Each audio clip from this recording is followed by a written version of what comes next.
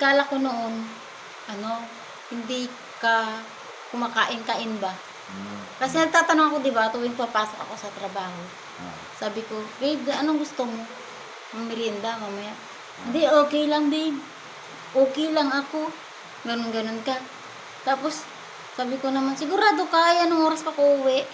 Hindi, okay lang ako. Sabi ko, sige bibili ako ng pagkain mo, di ba sabi ko. Tapos, yun pala, mahilig ka rin para sa mga kain-kain, ganun-ganun. Hindi masyado, pero pag, okay lang naman. Inaabot ako ng walang dahilan. Kakain ka. O tayo na, may AdSense na pala ako, yung payment account na lang wala ako. Para saan yan yung sa mga kam? Kung paano kakikita dito? Kailangan gagawa ka naman. Gagawin kita pag Oo, kasi kailangan. kahit may mag-isang boom lang ng madali lang yun. Kaya nga eh. Yeah. Wala lang po magawa. Ganito lang po kami lagi. Hala, hindi ko pala na yung rice cooker. Ganito. What happenings? Kaya pala hindi na hindi maayos ang pagkaano ko. Aray!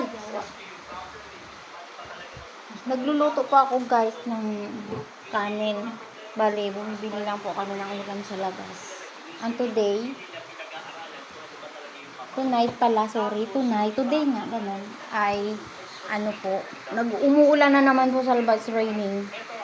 Yeah, mabuti na lang kagabi, nag-walking trip kami, walang ulan. So, ngayon lang umulan, pinagbigyan kami ng kahagabi ng, nakagala kami. Ganun lang po.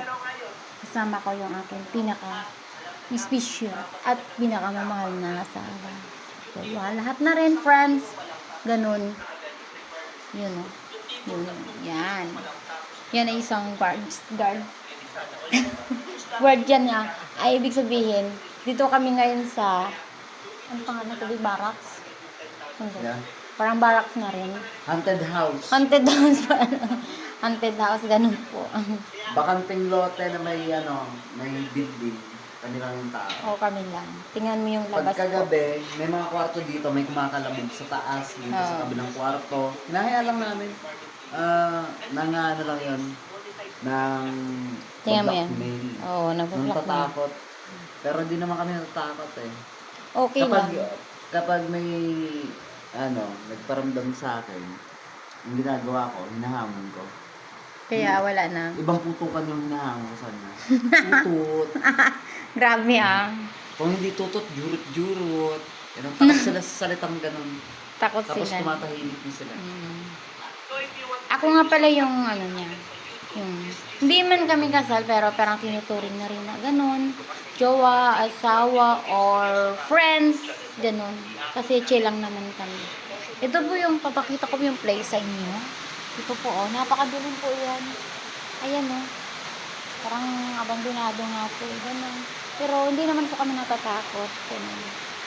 Sanay na po kami kasi. Yan po. Yan po yung lugar na tinitira namin. Yung pinagdudutihan ng aking asawa. Yan po. Pataas po yan. Pero ayoko na pong pumunta sa taas. Kasi may isa naman po ditong kwarto. Yan. May isang kwarto dyan. Walang nakatira. Kami lang po. So, bye-bye guys. Ito na lang po. Pakiusap ko po sa inyo na subscribe niyo po yung channel ko. And please share, like. Pag nag-boom po ito, makakatulong po kami sa ibang pamilya. Pag soon po, makakapunta po kami sa province. Maghahanap po kami ng matutulungan namin hanggat sa maabot ng mga kaya namin po. Okay guys, thanks. Bye!